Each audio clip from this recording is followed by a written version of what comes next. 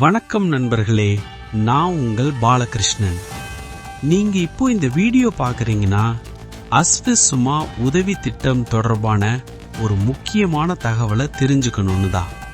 நண்பர்களே, இந்த வீடியோவை முடியும் வரைக்கும் முழுசா பாருங்க.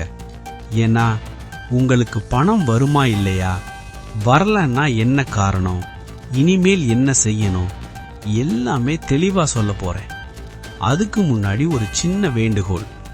இந்த மாதிரி உண்மையான அரசாங்க அப்டேட்ஸ் உங்களுக்கு தொடர்ந்து கிடைக்கணும்னா இப்போதே சப்ஸ்கிரைப் பண்ணுங்க.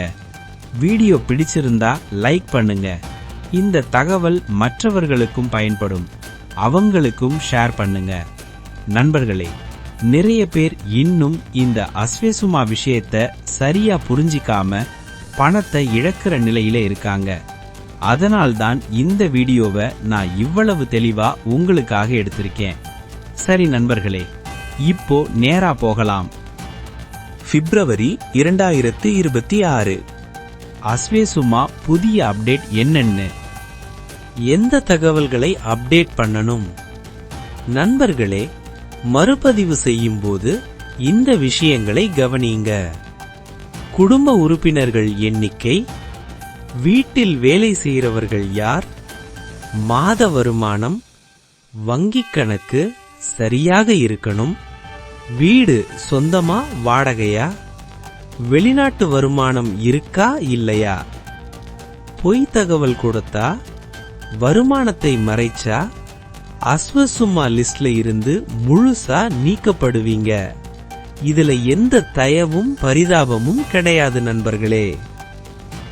அஸ்விசுமா தகுதி விதிமுறை மாற்றம்.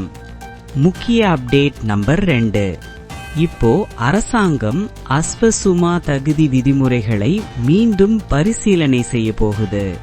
இதுக்கு காரணம் என்னன்னா, நண்பர்களே, உண்மையிலே ஏழை மக்கள் வெளியே, வசதியானவர்கள் உள்ளே அப்படின்னு நிறைய புகார்கள் போச்சு.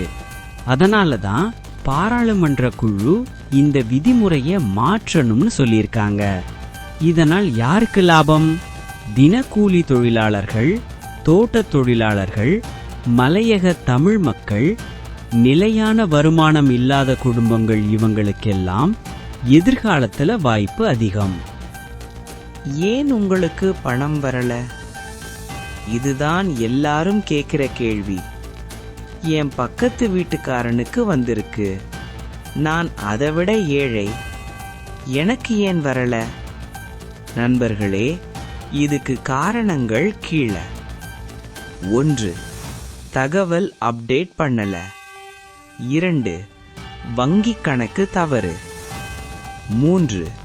வருமானம் அதிகமா காட்டப்பட்டிருக்கு. 4.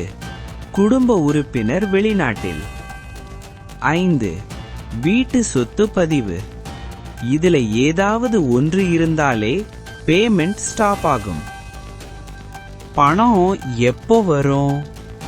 2026 பிப்ரவரி 2 வரை புதிய பணம் செலுத்தும் தேதி பற்றி அதிகாரப்பூர்வ அறிவிப்பு வரல.